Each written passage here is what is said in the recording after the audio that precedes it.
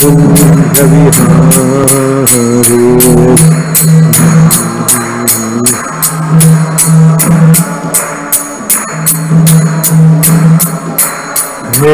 Jaya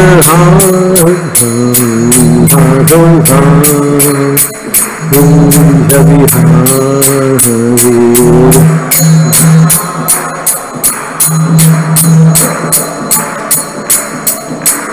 Candramauli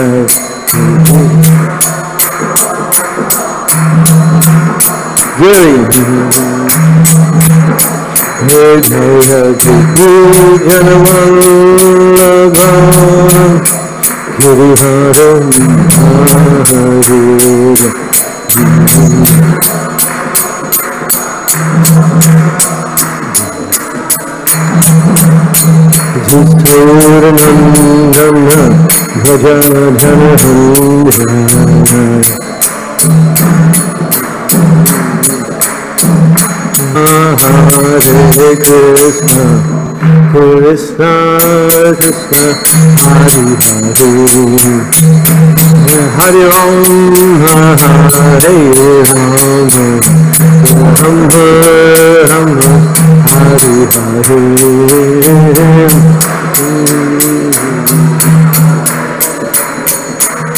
Krishna Krishna, Bolo. Hare Ram, Hare Ram, Ram Ram, Hare Krishna, Hare Krishna, Krishna Krishna, Hare Hare, Hare Ram, Hare Ram, Ram Ram, Hare Hare. Krishna Krishna Krishna, we go.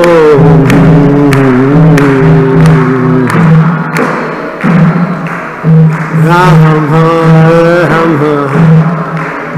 Hare Krishna, Hare Krishna, Krishna Krishna, Hare Hare, Hare Rama, Hare Rama, Hare Hare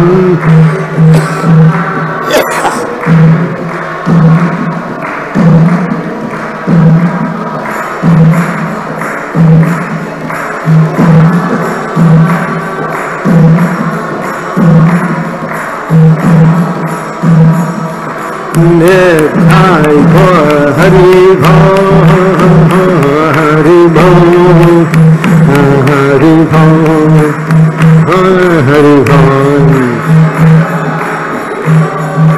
Hari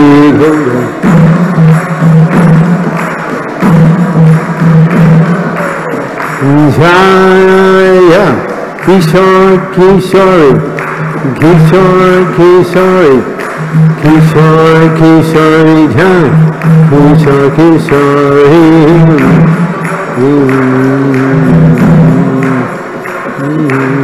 Kishore Kishore, Prabhupada, Prabhupada, Prabhupada, Jai Prabhupada.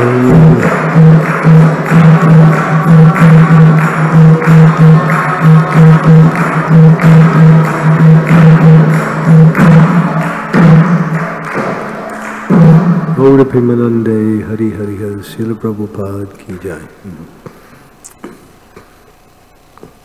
Om Namo Bhagavate Vasudevaya. Om Namo Bhagavate Vasudevaya. Om Namo Bhagavate Vasudevaya. So this is Canto 10, Chapter 4, verse, actually, the atrocities of King Kamsa, verse number 6:30. So, Akarnya Bhartu Gaditam. Akarnya Bharta Gaditam Tamuchur Deva Shastravaha Devam Pratikritam Marsa Daitaye Natiko Vidaha Akarnyam Bhartu Gaditam Tamuchur Deva Sastravaha Devam Pratikritam Marsa Daitaya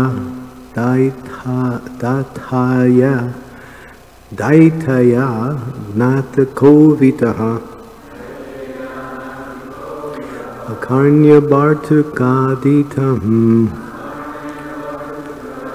Tamuchur Deva Sastravaha Devam Pratikritam Marsa Daitaya Natikovitaha.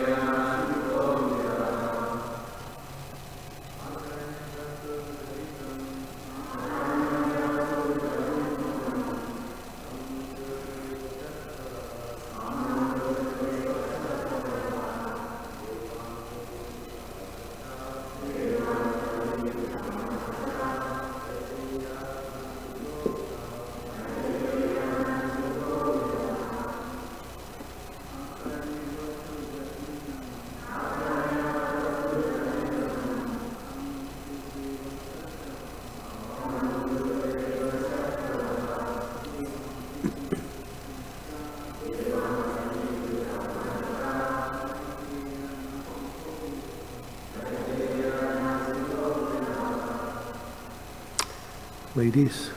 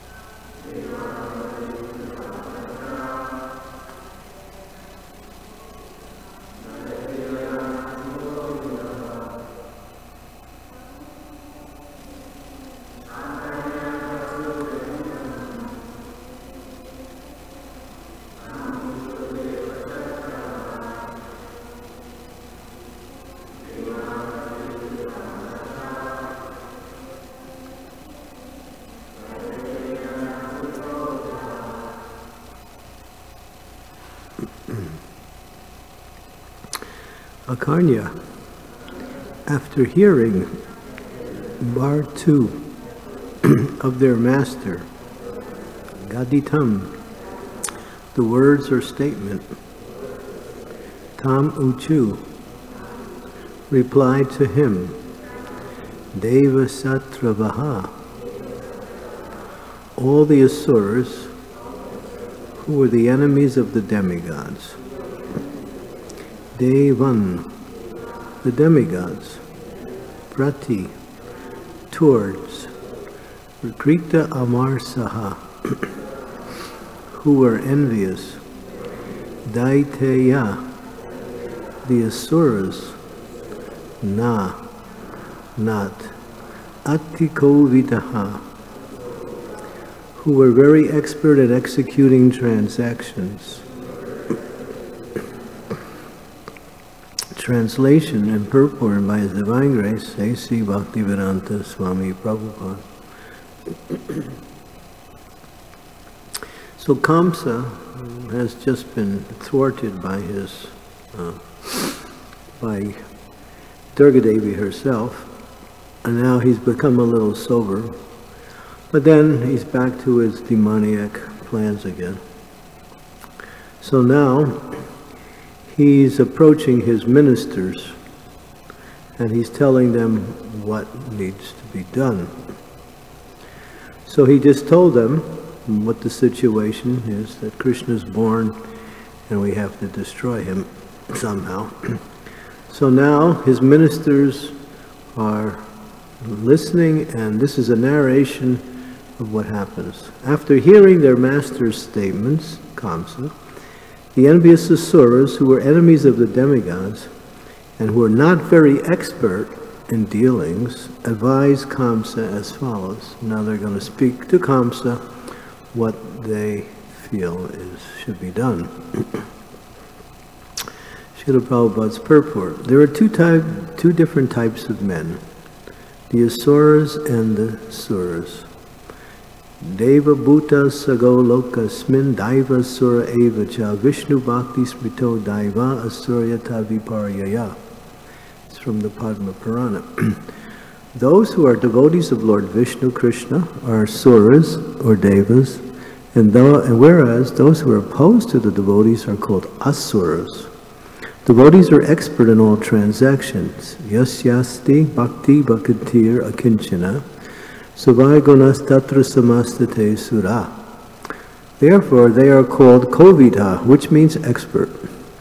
Asuras, however, although superficially showing expertise in passionate activities, are actually all fools. They are neither sober nor expert. Whatever they do is imperfect. Mogaisya moga karmana. According to this description of the asuras given in Bhagavad Gita 9:12, whatever they do will ultimately be baffled. It was such persons who advised Kamsa because they were his chief friends and ministers.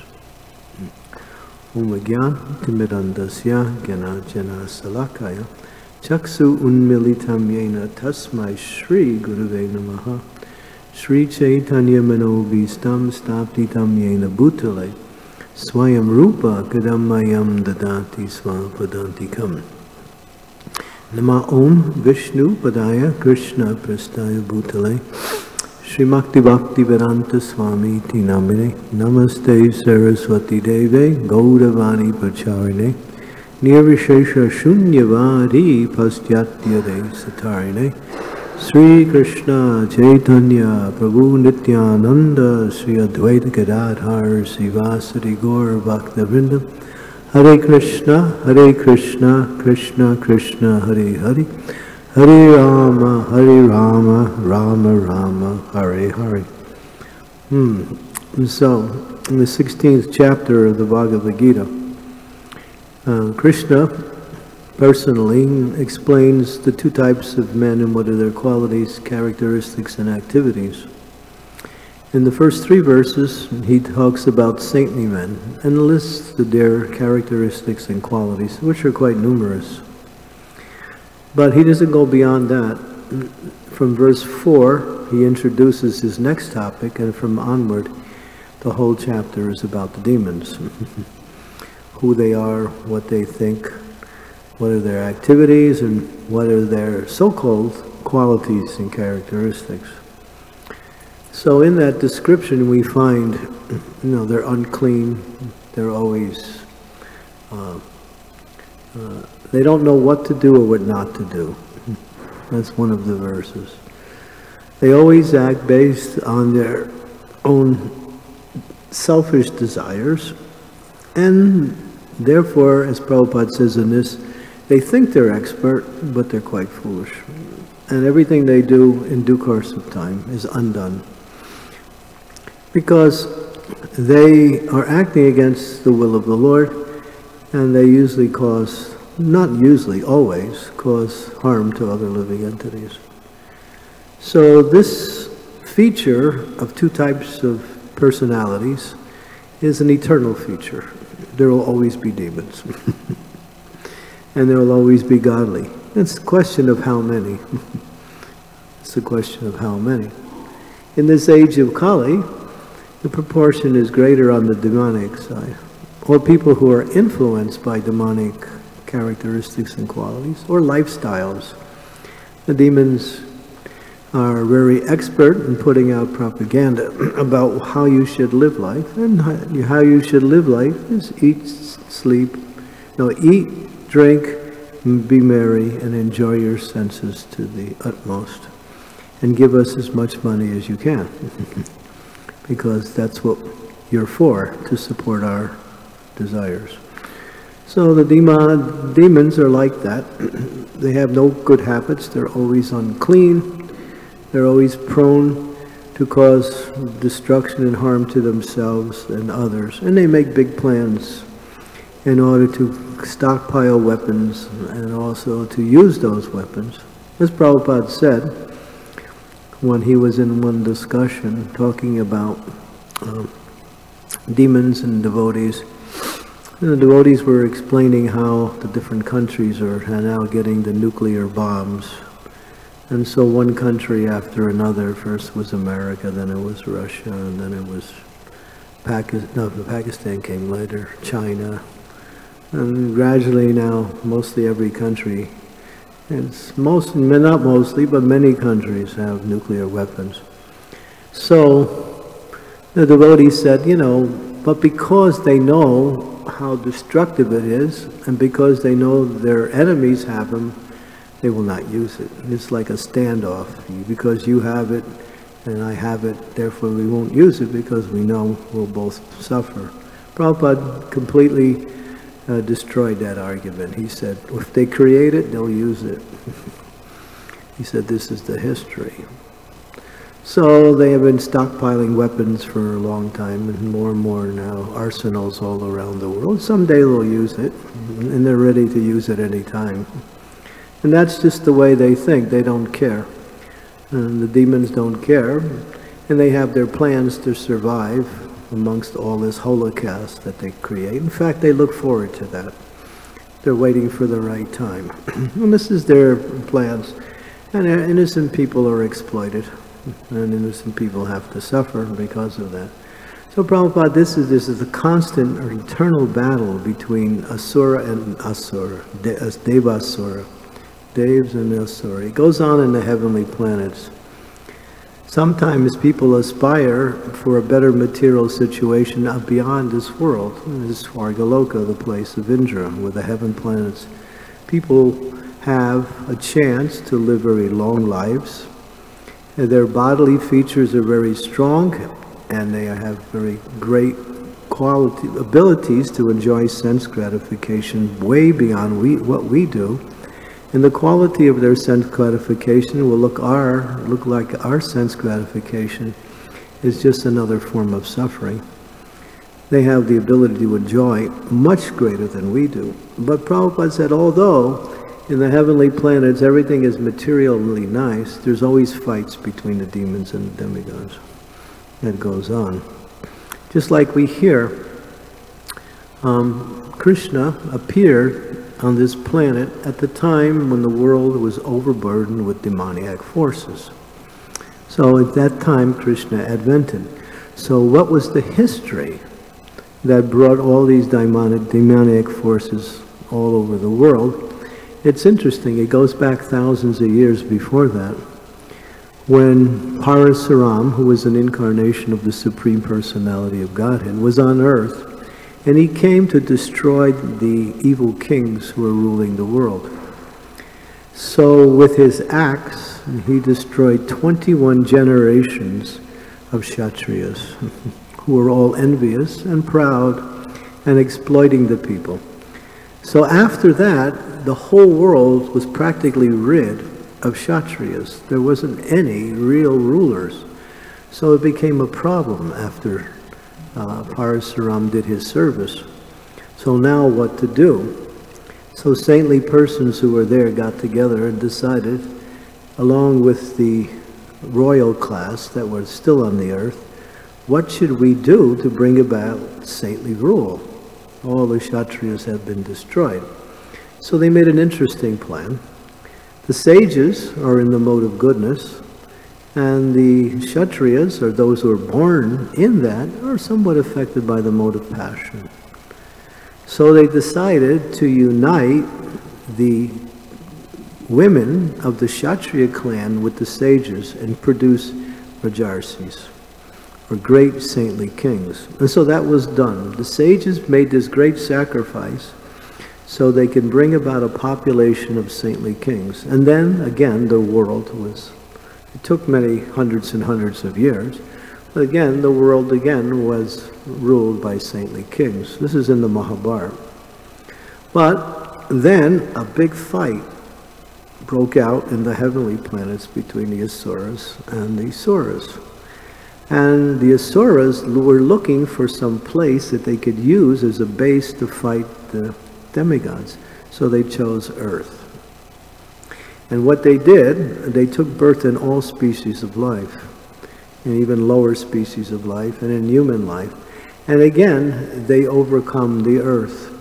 And that is where you see, when Kamsa was there, and he was sending so many of these demons, Aghasura, Bakasura, and Palambasura. These were all these demons that were on earth during the time of Kamsa. They were powerful. They were not friends of Kamsa. They were actually just demons. Kamsa, he actually destroyed, or not destroyed, but defeated each one of them and made those demons his servants. That's why he was able to send all these demons to Vrindavan to try to kill Krishna. But of course, no one can kill Krishna. Krishna is God. And so now you had this situation on earth where all the demons had again taken over the earth after hundreds and hundreds of years, thousands of years actually. And then it says that the demigods were disturbed, and therefore they went to the milk ocean and prayed. We hear in the Srimad Bhagavatam they offered beautiful prayers, Purusha Shukta prayers, to Kshirodakshai Vishnu, along with Brahma, Indra, and all the demigods. And at that time, Krishna agreed to advent, and he came. So then you see, here we are. This is where we are in this part, and all the demons are here. And now Krishna is on earth, and he's about to unfold his mission. And they're worried. Kamsa was killed in his previous life by an incarnation of the Lord, not Haranika, but Nrsingadev.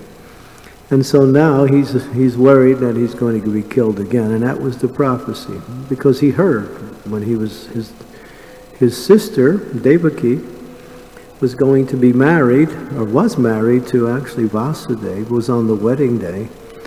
And Kamsa, being the brother, was thinking, oh, I should do some service for my sister, it's her wedding day. So he decided to drive the chariot to their place of residence. But what happened? He hears a voice, you fool, Kamsa. You don't know, but the 8th child of your sister will be the cause of your death. So then, being a demon and not considering anything but his own interest, he was about to kill his own sister. It says Prabhupada makes this point. In many lectures he says the demons will do anything. And after he says that, he says anything. To make the point. They'll kill everybody, even their family members, friends, anyone, for their own selfish interests. That's demons. So you might say, well, how do we know who's a demon, who's not a demon? You don't see the big demons anymore around. We have a lot of little demons that are running around here making policies, but they're not really much of a threat. There are big demons who are working from other planets to try to destroy this planet right today. And they're using their agents on this earth to try to capture more and more of the resources. That's the whole demonic plan. They have so much money. They don't need money. What is a demonic mentality? Control. They want to control everything. Just like now, they know everything about you. The government knows everything about you. That's fun. They have all these records and they have all these systems, and they're always asking for more information so they can get more and more. And so their idea is to control, and then they're trying to do this political thing of bringing the countries into a larger block. You have the North American block, you have the Asian block, they did it in Europe, they made it one currency, euros. So they're going to have 5 blocks, and then after they get 5 blocks of different lands, then they're going to merge them gradually into one. This is their overall plan, and then they want to rule the whole world. That's their whole process. So it's going on today. But you don't even know who they are. They're powerful persons who have great influence in politics and government and in every area of society, and they influence policies through that. Just like you watch the news. The news is simply propaganda. What goes on in the news is not really what's happening. They put out what you want to see. That's all. It's not real stuff. The real stuff goes on behind the scenes. And they give you a little bit of the truth, but it's just a little token of what's actually happening. So this is the demon. So Krishna has invented as Chaitanya Mahaprabhu. So as Krishna came 5,000 years ago to destroy this, demoniac influence that was on the earth, 5,000, Krishna's come again 432 years ago? Yeah. To again destroy the demons. And this is the Sankirtan movement. So Lord Chaitanya has come with the weapons. Krishna Varnam Tvasa Krishna Sangopanga Saparshatam Yagnai Sankirtana Praya Yajantihi Sumeda Saha. So in that verse it mentions that Lord Chaitanya is Krishna himself, but he's Tvasa Krishna. He's not black. He has a different form. His form is golden. He's called Gauranga. And he's come with his weapons, his associates, and to bring about a revolution of God consciousness all over the earth. So that is this Krishna consciousness movement. We have been chosen by Lord Chaitanya, or anyone who comes into this movement, to be his assistant to spread Krishna consciousness around the world, to push back this demoniac influence. And you see, today, the devotees are in a small number and the demons are in a small number. The majority of the people are in between. They're innocent, but they're influenced in the wrong way. So, but what is happening in Kali Yuga, because of the influence of the demons, people are going from one side to the other. So these two end groups, us and the demons, are becoming bigger. People are either going more degraded, or people are running to the saintly side and becoming more interested in spiritual life. It's happening on both sides. So the margin, or the majority, is starting to move one side or the other. So this will continue, and then what will happen, I sound like like I know everything, but I know a few things. What will happen is that the demons will get so powerful, and they'll start to fight against each other. And they'll use their bombs and destroy each other, and the planet will go through hell for a while. And then the devotees will be there. Devotees won't be doing anything but helping people out during the war. And after that, what will happen is that preaching will be really good. And then Lord Chaitanya's movement will really take off after the next war. So Prabhupada said the next war is between demons and demons. Because they're envious of each other. They can't get along. They may make an agreement with each other for a little while, and then it breaks after some time, and then they always fight against each other for whatever policy they make. So, therefore, the devotees, what is our job? We're trying to save as many souls as possible. Trying to bring as many people to Krishna consciousness so that they don't have to be affected by this influence of the demonic. And everyone's influenced by them. just like advertising. Advertisement is demoniac. It's a demoniac principle. They create the idea that you need this, even though you don't need it. They have to come up with some ideas, slogans, and arrangements to make it sound like you have to buy this product, and if you don't, you're not with it, you really can't really make it in this world. So this idea of advertising, and how do they do it? It's usually some nice girl there to make sure you read the billboard or whatever ad. They actually study how you spend your money. And they have people studying your spending mood, and then they bombard you with the same idea, so you buy more and more and more and more and more and more and more and more. So this is going on in the name of civilization, progress, like that. It's all about them becoming more powerful and them controlling the world more and more. That's all it is about. Communism failed. Why did communism fail? They tried it with communism. It failed. Why? Because when you suppress people, people revolt. You can't force people by suppressing them. So what they have, they realize that's why they destroyed this idea of communism. It's still there and here and there. But now their program is get people so hooked on sense gratification that they become stupid. And they can't organize and they can't get together, and just sell them a bunch of stuff.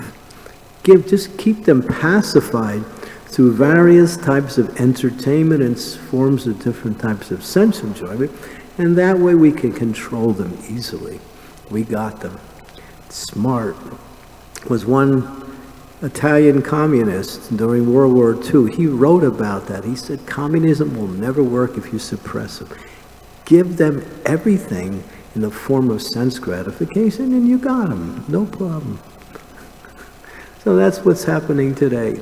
More and more junk on the market. More and more things to do. More and more things to buy. More and more things to get involved in.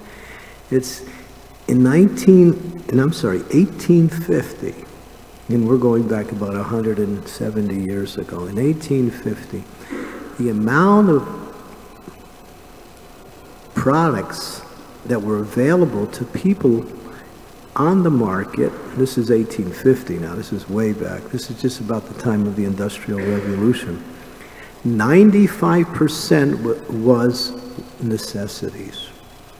So what was available was necessities. 5% was extra. It's reversed now. Everything, so much junk. They just keep selling, exploiting the earth and trying to get as much money as they can. And the money's useless anyway.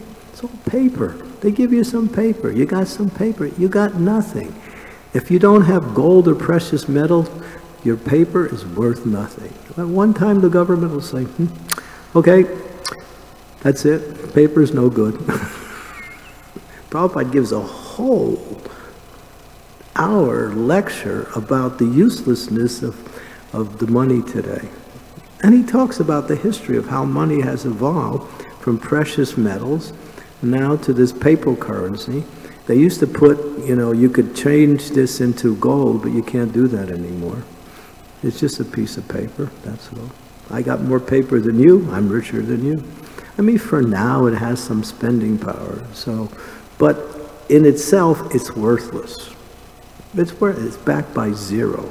They say backed by gold, try cashing it in for gold. You won't get anything. Now you have all these shops all over the country. We will buy your gold. Bring gold. Because they want gold. They know gold is valuable. Precious metals is, what is wealth? Precious metals, land. If you have property, you have wealth. If you're renting, you got nothing. Buy your house, and then you have some equity.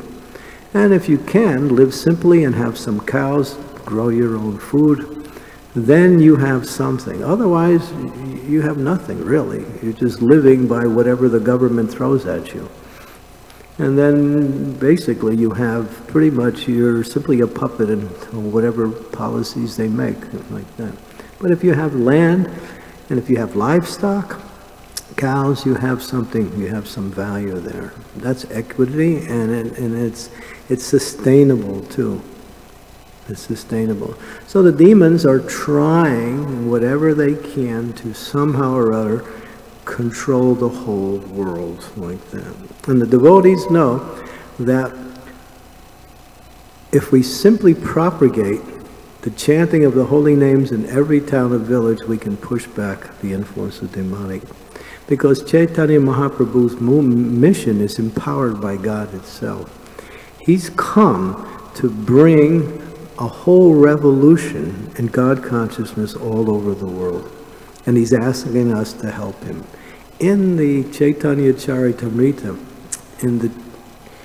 in chapter 9 of Adi Leela, Lord Chaitanya is begging us. He says, I am a gardener, and I have stockpiled a whole warehouse full of wonderful fruits. And these are fruits of love of God.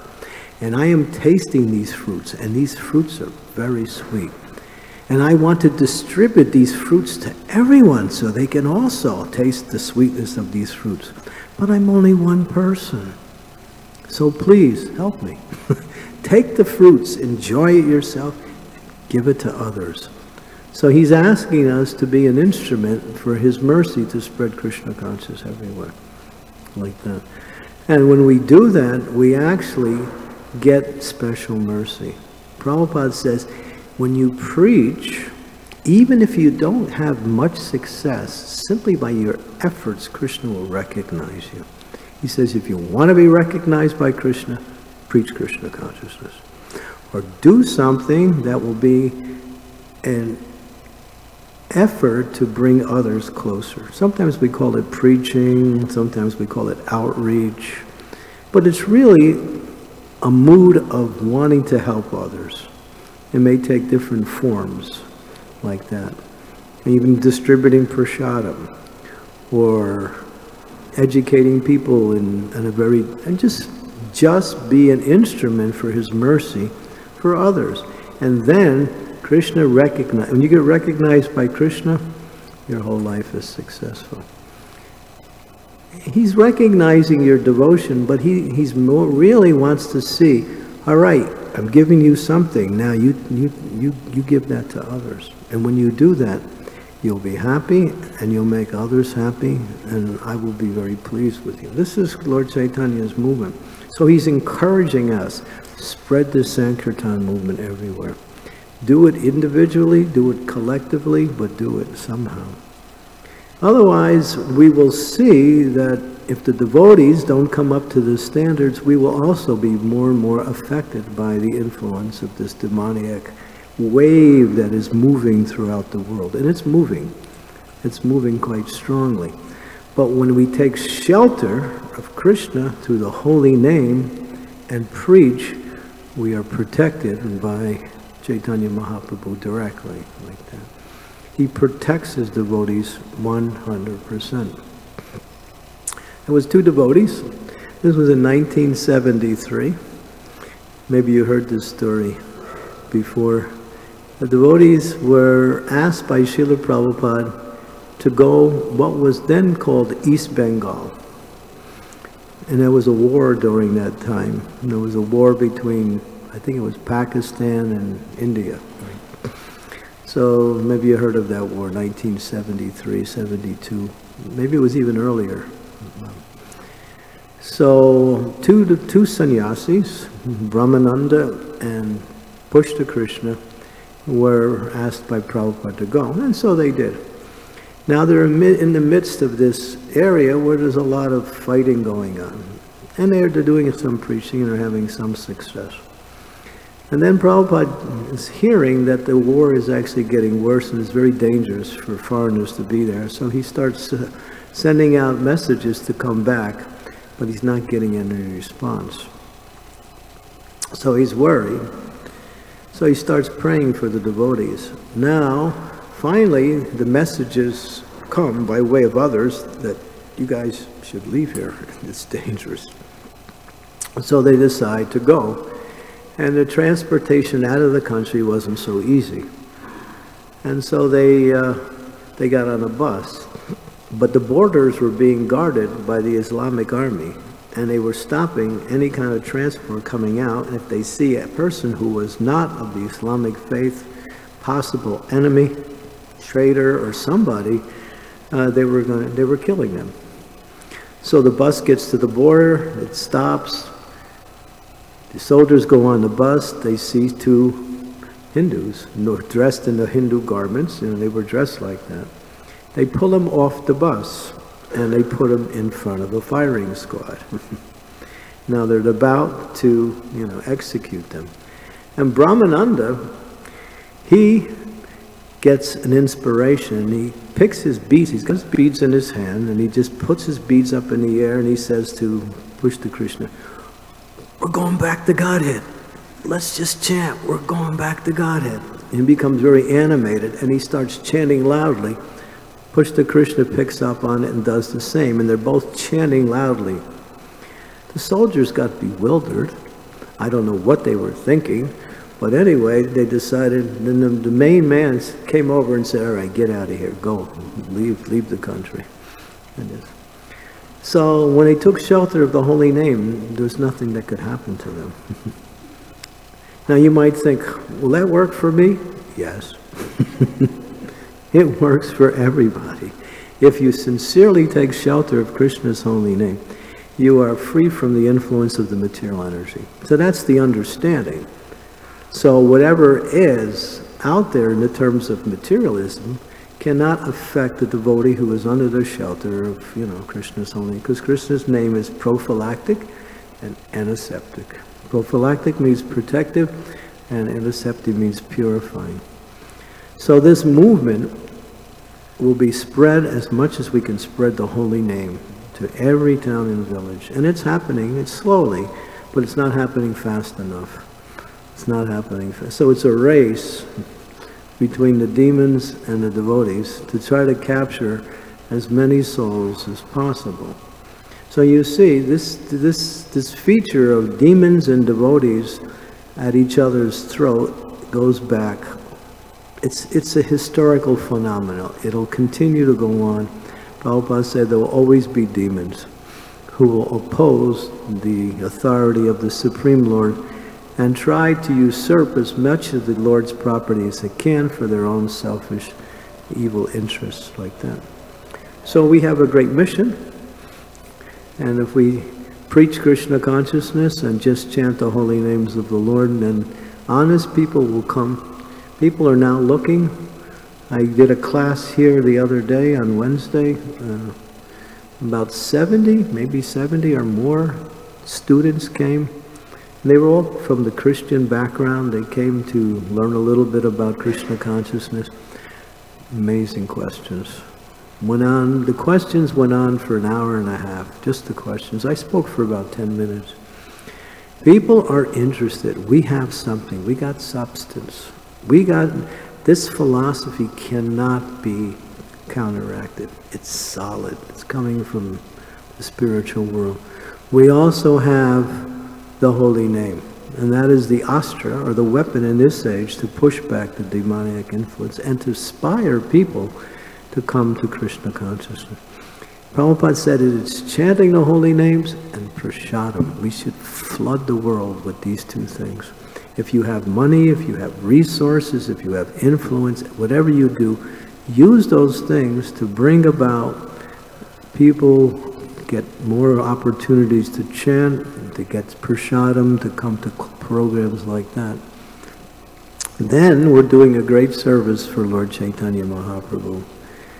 And these two things, prasadam and the holy name, of course, there's the philosophy, but how many people can understand this philosophy?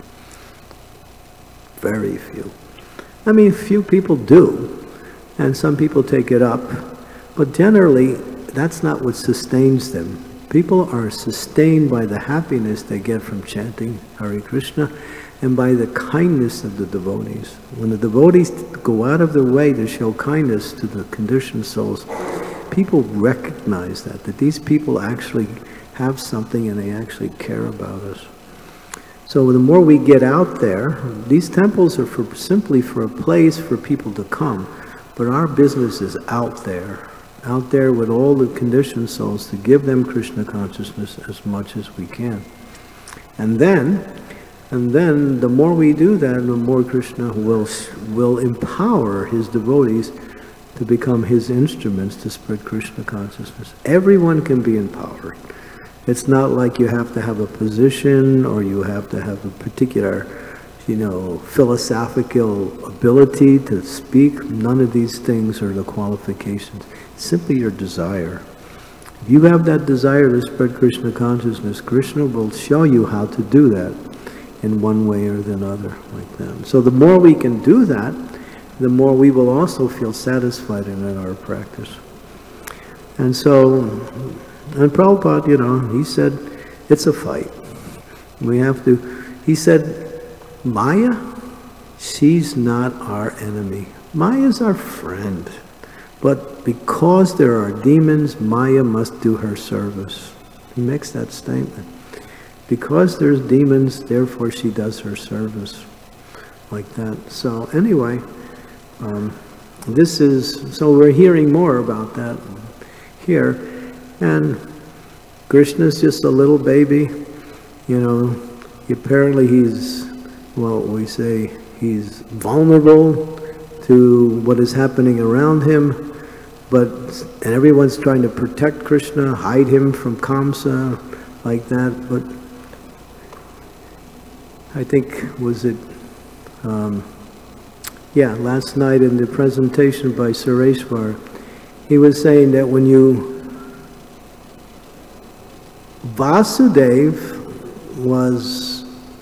from the mind of Vasudeva, his Krishna consciousness went into the mind of Devaki, and from the mind of Devaki came into the heart of Devaki, and from that, Krishna was born. So Krishna is born in each of our existence in our lives when we bring in transcendental knowledge and transcendental activities. And then a person becomes pregnant. It's almost like conception. What is that conception? Krishna is born in our life. In other words, we actually can experience the presence of Krishna 24 hours a day. He's always with his devotee. We have to bring that knowledge, bring that enthusiasm for chanting more and more and more and more and more. We don't want to be forced to do it. Right now we can say, oh, it's not so bad, things are going on. But as time goes on, you're going to see things are going to crumble. And Prabhupada he said that one day people will be dying in the streets by the thousands. You can look it up on the Veda days. And then he also said, this Krishna consciousness movement will save the world from its darkest hour. Like that. So the plan makers, the demons, the politicians, and people who are controlling all these politicians behind the scenes, they're making their plans to somehow or other destroy each other. Like that. Right now there's little wars going everywhere. There's always wars going on. And it's more and more like that. More and more diseases are coming by way of sinful activities. They try to stop disease. Stop sinful activities, you stop disease. It's simply diseases. All these epidemic diseases are simply reactions for sinful activities. That's all. The hospitals are full. People are getting more and more sick. Why? Because they don't know how to live properly. It's just this age is so contaminated with sinful activities that if you're a righteous person, you're actually unusual. Yeah, right? You have to be somewhat cunning and somewhat, like a little bit, well, I don't know what the word is, but you have to be your own man in order to make it. If you're humble and you're out there in the world, people don't really appreciate that so much. Because you can't get ahead if you're humble.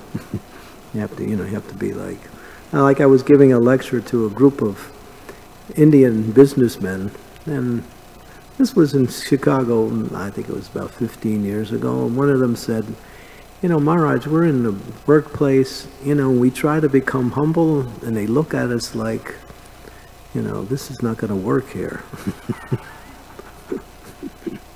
It's not going to work here. And I said, yeah, this is the environment. So you have to be kind of like, figure out ways to take people's money and have them like you at the same time. So that's the whole program. So we have something wonderful. We have Lord Chaitanya's mercy in the form of this Harinam Sankirtan. It's powerful. It can't be stopped. Prabhupada said this movement cannot be stopped externally. It can only be stopped internally. And that is if we become insincere and we become somewhat lazy in our practice of Krishna consciousness. We need to understand that we have something very valuable. This mercy is very rare, and because we have the mercy, we have a chance to purify our life and go back to the spiritual world. But that's not Lord Chaitanya's movement. Lord Chaitanya's movement says, as Sureshwara was saying last night, by my command, be Guru, save the land. Lord Chaitanya made that statement to the Kurma Brahma when he was traveling in South India. But that statement was for everyone. It was for everyone. Everyone. He said, everyone, whoever you meet, tell them about Krishna. Whoever you meet, help them understand that their relationship or their happiness is based on their practice of spiritual life. In other words, be an instrument for Lord Chaitanya's mercy, and everybody can do it. All you have to have is one thing, desire. And when you have that desire, Krishna will show you through various ways how to fulfill that desire. It's all based on desire. Okay. Any questions? Comments? Yes. I don't give these classes so often, but... Yeah, it's wonderful class, Maharaj, actually. Pretty much touching on these social, economic, realities of the world. And there was one thing that you mentioned, that there is going to be a confrontation, there's going to be a conflict, demons against demons. They're going to destroy themselves. Yeah, you can see they're stockpiling more and more weapons. Pakistan is crazy, It's a crazy country. They have nuclear bombs now. Even the smaller countries are getting weapons like that. Prabhupada said the war will start between Pakistan and India.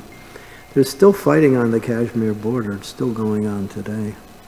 Small skirmishes. You don't hear it in the news because that part of the news is blocked out. They don't want you to hear that. Yeah, so I wanted to ask you, as the devotees go through all these, things that are going to happen, in one sense, what's the best approach? Should be sort of not making too much, do your thing, do our Sankirtan business without disturbing or having the demons, being too... We don't confront them. Our job is simply to try to get as many conditioned souls to become Krishna conscious as possible. So we do that through preaching the philosophy, we do that through prasadam distribution, we do that through various outreach programs, inviting people for festivals. But once we get people to come, we need to develop them and help them become fixed in their practice of Krishna consciousness. Our problem is, we're doing a lot of preaching and people are coming, but we don't have a way to really keep them in. We need to have a process to move persons from point A all the way up to point Z. In other words, more and more organized programs of development, so as people progress, they can go from the next stage like that.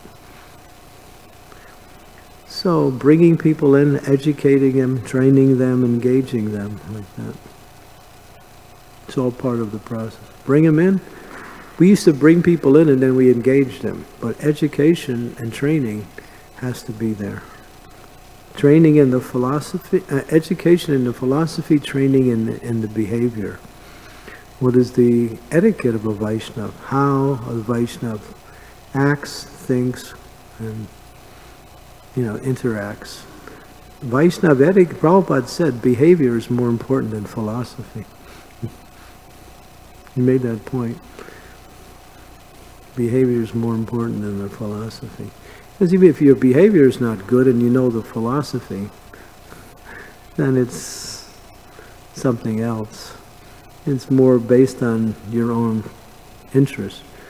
So the proper etiquette, we need to teach etiquette, we need to teach philosophy base. Vaishnava culture, the culture of spirituality, which is different than the culture of material life.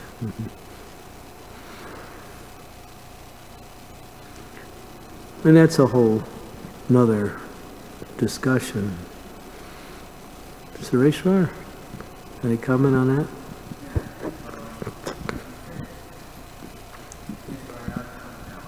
Yeah, that's part of his. Please come to Sureshwar's presentation. This is a landmark presentation. You will not find anything so, what we say, relevant to your spiritual life than what he's presented. It's the most relevant thing. Go ahead. I'm sorry, you wanted to say something. This is just one of your examples. You were saying how you can't be humble and make it in the corporate world, for example. Satyanandan Swami tells a story. Before he was a devotee, he tried to get a job in Germany, and the guy said, "I'm sorry, I can't hire you, you're too honest." Because Satyanandan Swami, he's like an open book, he's such an open heart. Yeah. And then that's what they said. You're very bright, you're very nice, but you're too honest. You're not going to make it in the world of cheaters and cheated. Yeah. And that's somewhat, what's the word, indicative of what goes on. Yeah. Okay. Hare Krishna Maharaj, thank you for your class. You made a lot of good points. You were mentioning that everything that demons do in due course of time is destroyed, and you also mentioned Lord Chaitanya's chapter, Adi Lila chapter 9, where he distributes the fruit. One thing I remember in that chapter, I can't remember the specific verse, but interesting thing that Lord Chaitanya says in that chapter, he says, one fruit of devotional service is worth more than all the wealth in the three worlds. That reminds me of a quote that says, you would never invite a thief into your house, so why would you allow thoughts that steal your joy to make themselves at home in your mind? And there are many thoughts that steal our joy, like envy, greed, vengeance. So my question is actually related to the point you were making about when the Christian group came here. My brother had a similar experience, or slightly different. When the Christian group came here and he was the speaker, they actually asked him, what do you do for fun? Now, my brother reads the Bhagavatam for 5 hours for fun, because he used to read chess books all the time, so it was kind of natural for him. Now, if we told people we're here to make money, not material money, but spiritual money, and that's come through, studying, like you said, education, that's not very appealing because it's not arousing to our senses. So how to develop faith in things that are not arousing to our senses? Well, honest people, when we say there are a lot of honest people in the world today, they're getting burnt out. They don't have many recourses anymore. They're trying different things. People are looking for spirituality, but they're rejecting religion. Shivaram Maharaj gives a nice explanation of the difference between organized religion and spirituality. It's quite different when you actually analyze what are the components that make up each. And people are looking for spirituality. So we got that because we're not a religion, we're a spiritual culture that is teaching people what is their real identity. We're not talking about Hinduism or thisism or thatism. That is not our program. It's about understanding yourself as a spiritual being and then bringing that awareness to in your life. That's all. And what does it center around? Glorifying the Lord by chanting His holy name. And that holy name can be in any of the religious traditions like that. You know, we're not about just jamming rules and regulations on people. Just chant Hare Krishna. Take some prasadam, read some books. You know, this is our process like that.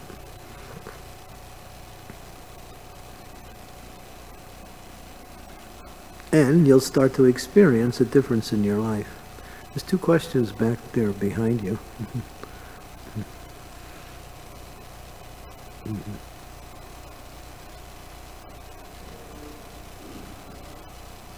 Excuse me, I'm going to push it a little.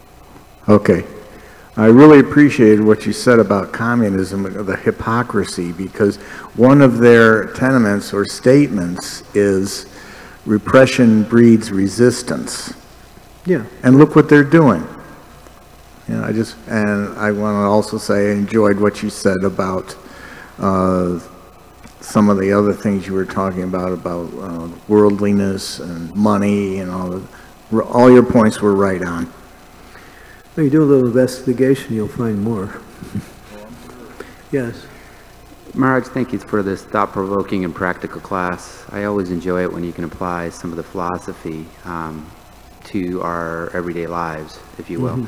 I happen to be, you know, we are all most of us are grihastas in this congregation. And IT? No, sales of vitamins, actually. And amongst salesman, many, huh? Yeah. So I'm a sales leader. I'm a vice president of sales, and it's quite interesting because I get to influence culture and the way we could do business. And you're absolutely right. There is greed plays a huge role. But what my experience has been, that humbleness, truthfulness, trust are the hallmarks of success, and even in the material world. And when you can create a team and a company that embodies those characteristics, material success. Material what? Success? Material success is even easier. So, although I agree with you that that the world is full of junk. Yeah. And just look at the highways. They have these big storehouses now. Right. You can rent one for so much more money. After you spend our money collecting your junk, then you rent the place to store your junk. Yeah.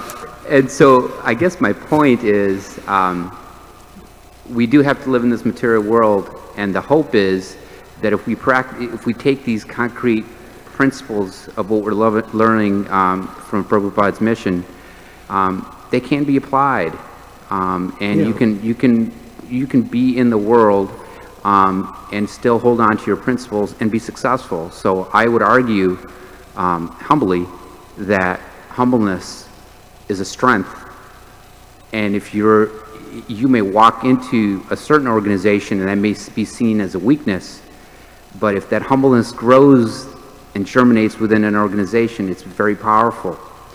And what is the nature of that humbleness? What is it directed towards? Well, let's talk about that for a second. Yeah. That humbleness, if your true intention, whenever you sell anything, if your true intention is to provide a service that is useful and beneficial, and you're not trying to just sell junk, as you had mentioned, then you can take a salary cut and you'll still be happy, right? Because humility is your motivation, not the salary. Maybe I'm not making my point very well. My point is this: you can. Point is, nobody works without getting some. Sure, you have to have necessities, right? Yeah, but up to even what spiritually, point? Up to what point is it necessity, and what is it beyond that? I'm not sure where. my point is this: that humbleness, truthfulness, even spirituality, if applied properly. You can try to bring in some kind of piety within the business world. Right. But the whole business world is competitive and is based on cheating. That's all, the whole thing. Well, yeah, but we have to, Prabhupada, I believe, mentioned that, we live in a material world, So we have to have the skill set of a material. So I Okay, believe. I'm not saying you should stop your work, but if you want to really purify your activities, whatever profits you make, take a portion of that and give that to support religious principles. Agreed. Then you can take that extra, and it's called karma yoga. It means you have a particular desire to act in a certain way, and then the results of that, and you offer part of that results to devotion to Krishna, and that relieves you from the reaction of what we say, accumulating or becoming greedy simply for, material gain. That's 100% agreed. yeah, that's part of bhakti yoga. 100% agreed. Yeah. And so my comment was to support the fact that there is all this greediness and that humbleness is, competition is viewed as how you succeed and things like that. But in the inverse, in a world full of that, truthfulness, steadfastness, spirituality, and humbleness also resonate because people are yearning for that. So you can be successful with your principles. That was my point. Okay, Thank you very much. you can be a nice guy, but it'll be challenged. He'll be challenged. Just like Swareswar said, if you're too honest, you don't get the job. There's a particular scripture, maybe you've heard of it, it's called the Manu Samhita. You've heard of Manu Samhita? It's called the Law Books of Mankind. It's from the Vedas. And Manu Samhita talks about all aspects of life, and it talks about business also. And Manu Samhita gives a formula for acting within the business realm in terms of profit. It says, Manu Samhita says you're not allowed to make more than 25% profit. And you can live on that profit, and whatever else you make, you put back in for the services for others. That's all. If you make more, now they're making what, 100%, 200%, 500% profit. And the more you can go up, the more you're successful in the business world like that. So it's really about bringing about a culture of buying. It's about a culture of buying. And the Shastras say, Ishavasham idam sarvam, yat kinchat dam jagat. Live according to your needs. If you live beyond that, you'll have to suffer. Because this is from Sri Upanishads, which is one of the main, which is the Vedas themselves. The Upanishads are not the corollaries, they're the actual Vedas. That we live according to our needs. If you live beyond that, then whatever else you make, give it to Krishna. Everyone wants to live, more houses, more cars, more computers, more clothes, more places to go, more. The idea is more. I see it everywhere.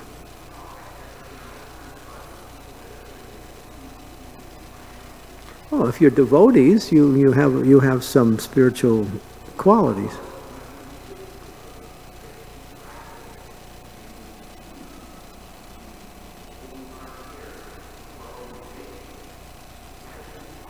Yeah, I agree. We are going to corporates. I've been to many corporations and given lectures. Radhanath Swami has gone to Google. He's gone to Apple. He's gone to so many major corporations and spoken about the principles that make up, what would he say, the mode of goodness, that will lead people to spiritual principles. It's a stepping stone program. So you can do that. Yeah, and you should do that in your job. Like, I don't know, you've heard of Ernest Young, that corporation? I've been there at least 2 or 3 times in London. And we have some big persons who are of the Indian nationality, and so we arrange programs. And we get some of the workers to come, and we talk about Krishna conscious principles. Hey, that's honesty, that's humility. That's giving people a chance to see beyond the day-to-day life of simply trying to make money to maintain themselves like that. That's necessary. So I'm not challenging what you do, but you're going to have to interject something to make it you know, somewhat of the mode of goodness and somewhat spiritual. It has to come from the individuals who are there.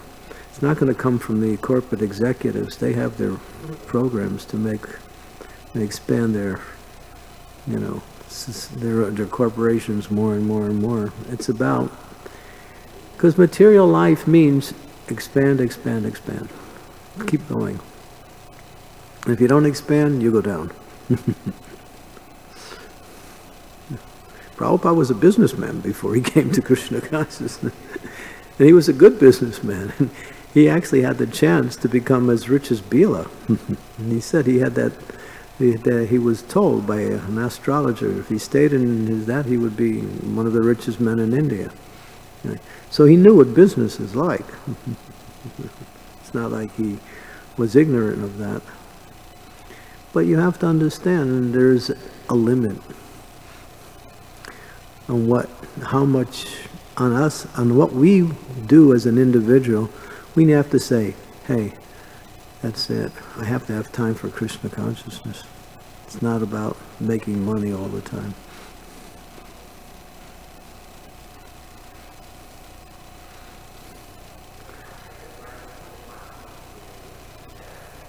Give him the microphone. Yeah.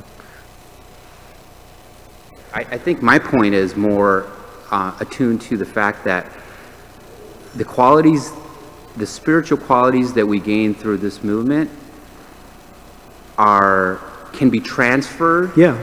And more importantly, it's not about how much more money I can make with those qualities. It's the fact that people are yearning for those qualities in a person, in corporations. Yeah. And so instead of shying away, you can actually preach in a different way, as I think you mentioned. There's different forms of preaching. We do that. And you can preach through your example and at the same time be successful in that material world, because at the core fundamental level, which you were saying a little earlier, people searching for that spirituality. Yeah, they are. And so when they see you perform through your actions in a business setting with core fundamentals of truthfulness and trust, they're intrigued, and that actually is my experience. Can you do it? Absolutely, I can do it. You're not challenged? I do it every single day. And Are I you do challenged? it, and I've created an organization that does it. Okay, there you go. Okay? And so the point is... Hire some devotees. I'd love to. No, my point is, this is very practical. And instead of hopelessness, it actually is the fact that it's practical. Oh, what you're saying is what we want. We want to spread spiritual life through various agencies of the material world. It's not all about living in temples and just chanting Hare Krishna. It's reaching all aspects of life. Yeah. Business is a big part of it. Yeah. Okay, thank you. But good luck. If you can do it, that's great.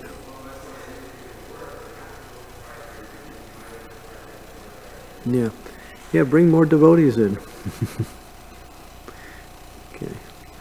Okay, so okay, Leela Manjari? Yeah. Hare Krishna Maharaj, you were talking about the importance of nurturing devotees after they come. So I was thinking it feels as if it's one segment of their journey until the point of initiation. But what after initiation? How do we nourish devotees after initiation? We give them opportunities for nourishment by having programs. Once they're initiated, they understand the principles. They're working under the guidance of their spiritual master. Now we can give them more and more opportunities to strengthen their Krishna consciousness through various types of seminars, discussions. And we inspire them to be creative in their own Krishna consciousness, where they can think of ways how to expand their service in different ways.